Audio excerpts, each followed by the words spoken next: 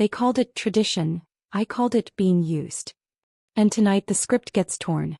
The plates are perfect, the smiles are staged, and a single word will crack the room. My name is Marin, and this is the holiday I stop being convenient and start being counted. The gravy ladle slips from my hand, clanging against the ceramic of my parents' beach house kitchen. Warm brown streaks spotting my apron like a Rorschach of disregard. In the dining room 15 feet and a lifetime away, crystal chimes over a chorus of laughter. They've begun without me, the cheerful noise rolling across polished marble like a tide I'm not invited to. Mom swore we'd all sit once everything was ready. That was before Adrian's Tesla eased in 2 hours ago. Designer luggage, practiced grin. Instantly crowned the son of their small universe. To Adrian, Dad booms from the table, for bringing this family together on Thanksgiving. The blade of that toast grazes clean. I've been here since Tuesday, chopping, seasoning, basting. While Adrian breezed in before dinner, empty-handed except for a bottle likely regifted. I crouch to wipe the spill, knees tapping tile. And through the doorway I catch them. Mom smoothing Adrian's collar. Dad topping off his glass, Aunt Sarah leaning in for his next triumph. No one notices I'm gone. 3 weeks earlier, Mom kicked off the family text with her standard cheer. Thanksgiving plans. We'll make whatever Adrian likes, he's so busy with his new role. I suggested a change. Maybe the new bayfront place, give the cooks a break. Her reply landed fast. Traditions matter, dear. Besides, you're so good in the kitchen. Translation: you're so useful in the kitchen. I grab a clean towel, dab the gravy, feel my hands stop trembling. And something deep inside shifts. Plates grinding along a fault line. I lift the silver gravy boat, Grandma's heirloom, heavy with the hours I poured into that sauce, and carry it to the table, setting it down with a satisfying thunk. 5 faces flick up, then drift back to Adrian, mid-story about his client golf miracle. Honey, Mom says, still not looking, could you get more ice for Adrian's drink? The request hangs ordinary and insulting. 2 days on my feet and he hasn't lifted a finger. No, I say the syllable like a pebble through glass. Conversation halts. Adrian's mouth holds its O. Mom's smile blinks. I'm sorry, she murmurs. I said no, I repeat, my voice steadier than my pulse. Dad sets his fork down with that judge's finality. Your brother drove all the way from Tampa. 2 hours, I answer. 2 hours driving. 2 days cooking. The silence stretches, thick with rules I've just cracked. My heart hammers. 35 years of earning conditional love. And here I am testing the lock. Mom laughs too brightly, smooths her napkin. Marin's just tired from cooking. Then tilts to Adrian. The turkey is exceptional, isn't it? The wave tries to roll on. It flows around me like water around rock, Adrian resuming without a seam. But something is different. The current met resistance. And my no keeps ringing as I sit, not hustling back, not fetching ice. Not fading into the wallpaper of my own evening. I pour myself a full glass of wine, lift my eyes. Aunt Rachel meets them and gives the slightest nod. Warmth spreads across my chest. This holiday just changed. Back in the kitchen, the half-carved bird gleams under bright light. I need air, a beat, space to name what happened. That small no hums like a wire. Mom's iPad glows on the granite, Facebook singing with notifications. I'm not a snooper, I tell myself, and yet my finger taps her profile. The newest post stops me cold. Excited for Adrian's special Thanksgiving menu. Can't wait to taste what my talented son picked. My talented son. No mention of who shopped, prepped, woke at 5 to start the oven. I scroll. Birthdays, Easter, last Christmas. Adrian centered with Mom and Dad. My elbow here, the back of my head there, a ghost bussing trays. Not one image of me front and center. Not one. The room shrinks. 35 years of being overlooked crystallize into evidence. I always suspected, but seeing it all lined up knots my stomach. Marin, where's the pumpkin pie? Mom calls. I close the iPad, plate the pies with shaking hands. Return to a room still humming. Adrian at Dad's right, Mom beaming. Aunt Sarah drinking every word. Set them on the sideboard, honey, Mom says, not looking up. Serve from there. I stand with the knife suspended while talk washes around me. Adrian, tell them about your new place, she prompts, fingers on his sleeve. He leans back, designer fabric stretching. Closed last week. Perfect beach house on Siesta Key. We should all visit, Dad says warmly, like our Key West trip last spring. The knife nearly slips. What Key West trip? A beat of awkward air, then Mom's light laugh. Quick weekend. You were so busy with work. I was never invited, I say, and the words drop like stones. Adrian shifts. Aunt Sarah jumps in, overly bright. Speaking of family, Adrian, I've decided you should have Grandma's china cabinet. It'll look perfect in your dining room. The cabinet I've loved since I was small. Imagining my depression glass inside. Thanks, Adrian says, not meeting my eyes. We want things to stay in the family, she adds, as if I'm not family. Adrian needs it more than you, Marin, Dad says. He's stretched with the new house. We helped with the down payment. Rates are brutal. The pieces click, precise and sick. The same parents who called me reckless for buying my modest Orlando condo. No help. Funded his beach house. War pie. I ask, voice hollow, cutting and serving while they remain seated. Talk shifts to his promotion, his handicap, his new boat. And with each minute the truth settles. In this family my value is service. What I cook, what I carry, what I clean. If I stopped serving, would I vanish entirely? Coffee. I ask, already walking. That would be lovely. Mom finally glances up. And napkins, Adrian spilled. I turn away before the heat in my eyes spills. And as I pass Aunt Rachel, late arrival, quiet watcher, she squeezes my hand under the table. Her gaze says softly, I see you. It almost undoes me. At the doorway I watch while the coffee drips. They enjoy the feast I built, and the question rises. Keep peace by staying useful, or risk everything to ask for the respect I'm owed. What would you do when love looks like overlook? The pot hisses me back. I tray the cups, square my shoulders and step through. But the ground has shifted. A seed has taken root. My phone pings with the family text tone. I hesitate, remembering the knot that followed Thanksgiving. 3 quiet weeks, then. Exciting news. Mom writes, Adrian is hosting Christmas at his new beach house. Everyone's thrilled. I wait, the second bubble pops. Marin, here's your list. The usual stuffing, your cranberry relish, those puff pastry bites, maybe the chocolate pecan pie? Adrian misses your cooking. Another ping. And honey, come early to set up? 9 a.m.? Adrian has an important client breakfast. My thumbs hover. The audacity dazzles. Not would you mind, not, if you can. Just assignments. My hours, my life, ranked beneath his breakfast. I toss the phone onto the couch, walk to the sink, the headache in my right temple pulsing. Did you update the Henderson pitch? My boss asks Monday, appearing at my cube. I'm on it now, I say, minimizing the tabs. You'll have it by 3. It was due Friday, he says, softly disappointed. Meetings tomorrow. This isn't like you. He's right. It isn't. I've always been the reliable one. The buffer, the finisher. At work, at home, everywhere. That night I barely sleep, acid burning my throat. At 3:17 a.m. I give up, pad for antacids. 3rd night this week.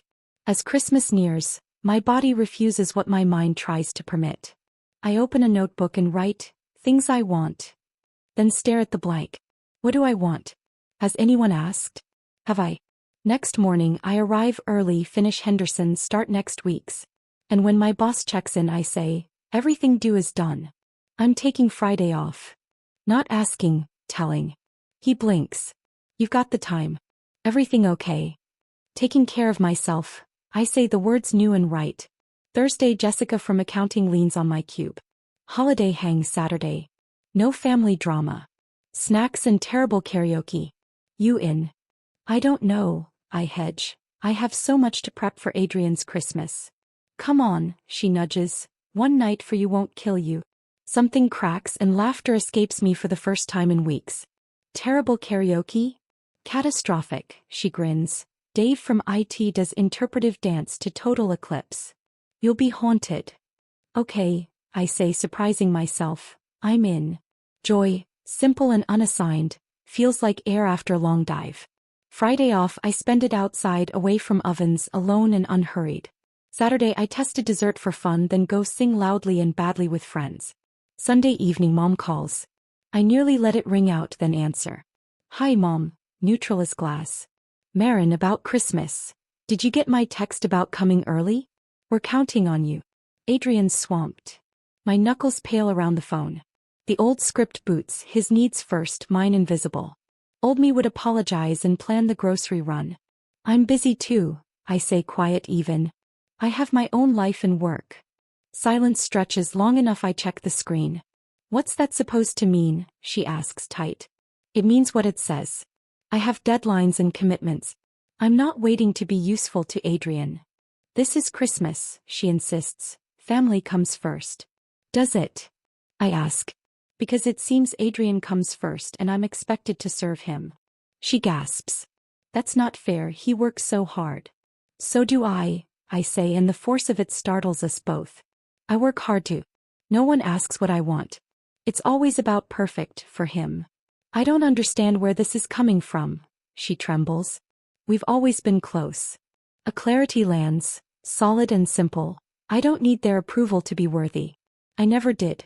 Years bending for love that should have been free. What a waste. I'll think about Christmas, I say, calm. I'll let you know, and end the call. Next week, gentler things happen. Jessica drops coffee at my desk. No strings. At lunch, when I say my plans are uncertain, Dave from IT offers, we're doing orphan Christmas. Potluck. Bring what you like to make. The contrast stuns me. People asking what I want, not assigning what I'll give.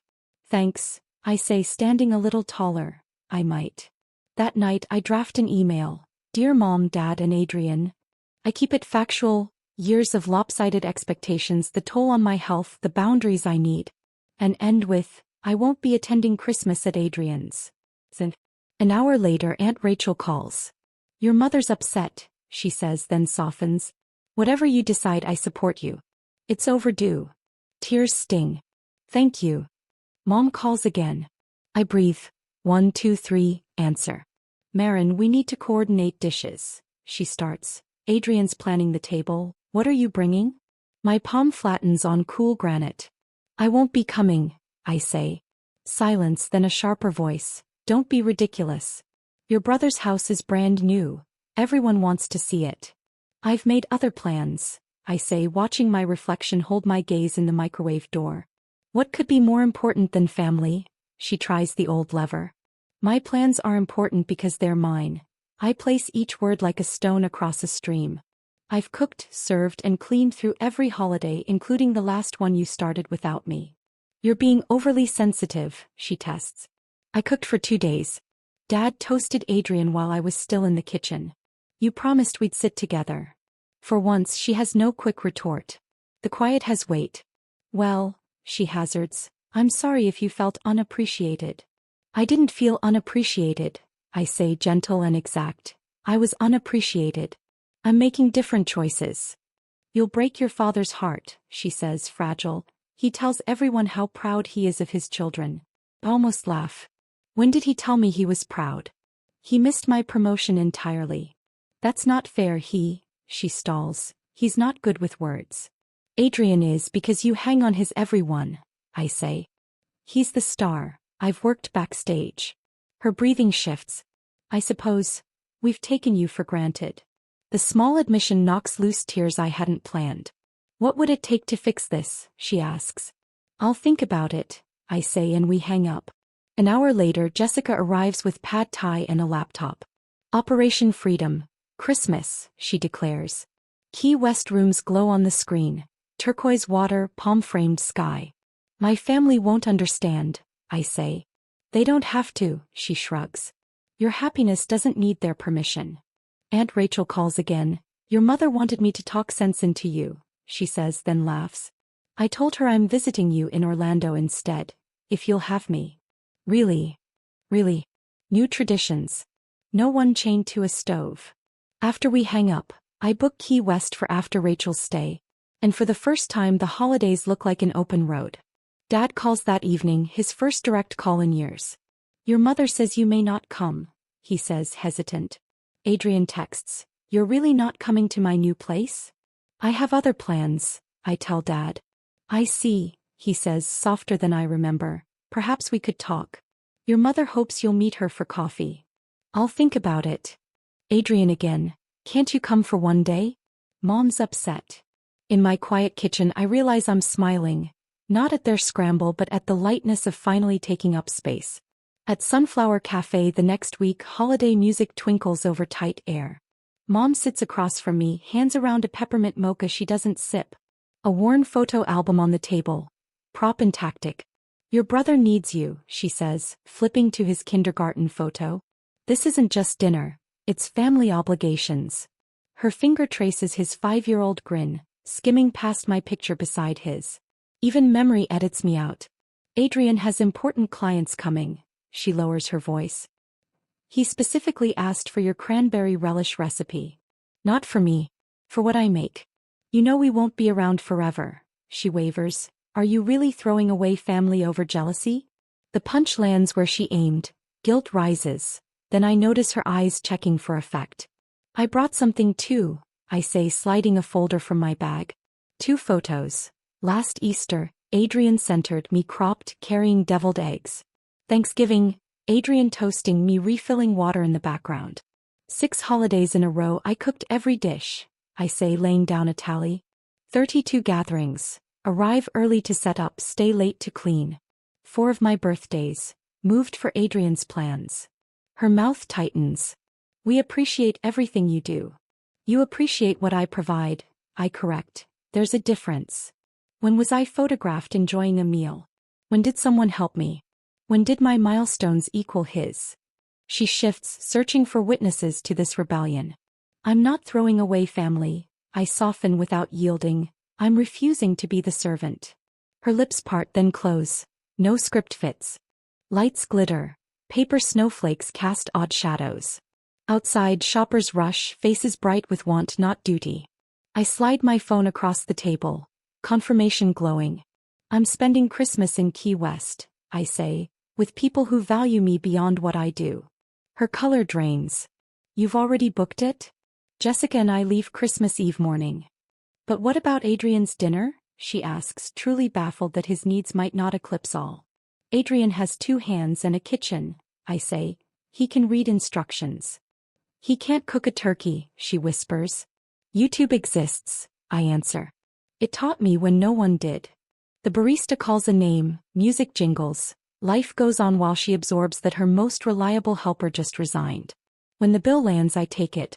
This one's on me, I say, no strings attached. For decades, every gift came with invisible thread. Compliance, gratitude, quiet. She gathers the album, movements stiff and unsure. At the door I touch her arm, gentle.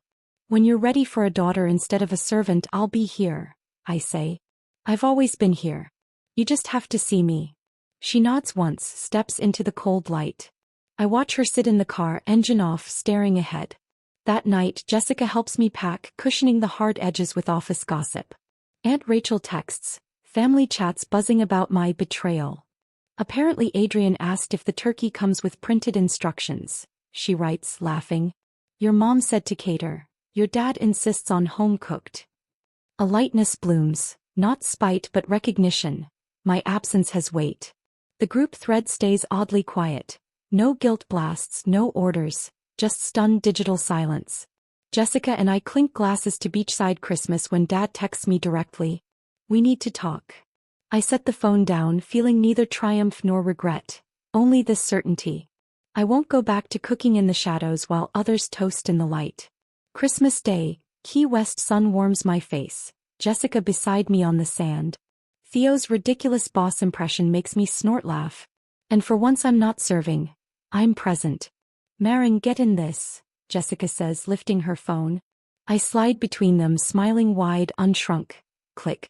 3 days of salt air and I haven't apologized once for taking up space. Your pick for dinner, Theo says, passing the guide. Choosing without running everyone's preferences first feels radical and right. The seafood spot on Duval, I say, and Jessica raises a cup. To Marin, who taught us how to make holidays worth celebrating. 11 months later, rosemary and garlic fill my Orlando condo. I slide the turkey back in. 40 minutes left, plenty of time to be with my guests. Need help? Jessica calls from the doorway. I'm good, I answer easily now. Theo's on potatoes, Rachel brought dessert, everything's handled. Aunt Rachel pats the sofa when I enter. This beats Adrian's stiff dining room. she whispers, squeezing my hand. My table is mismatched plates and a driftwood and shells centerpiece from Key West. Theo mashes while chatting with Emily, Rachel's daughter. Wine? I ask, pouring my own without permission. Your father called yesterday, Rachel says softly, asked if you were hosting. The name doesn't knot my stomach. How are they? Managing, she smiles. Your mother overcooks. Adrian burned the stuffing last year. We laugh and it holds no bitterness. At the table I sit before serving and we pass dishes family style. Shared work, shared joy. I taste everything, savoring, unconcerned with reviews. To traditions that nourish, not drain, Rachel toasts. To chosen family, Jessica adds. 2 weeks later, Dad's number glows. I answer with steady hands. Marin, he says, older around the edges, your mother and I wondered if we could visit for Christmas. I look at the wall where a photo from Thanksgiving hangs. 5 smiles, mine centered, lit. I'd like that, I say, but things will be different. We cook together, not just me, and I'm hosting friends on Christmas Eve. That stays. The pause is long. Then, I think we can manage that. I weigh it, maybe some ties can be rewoven on new terms. Or maybe some patterns are too deep to unpick. What would you do, redefine or keep your distance? I level the frame, step back, breathe. Whatever comes, I found my footing. This life is mine now, chosen not assigned.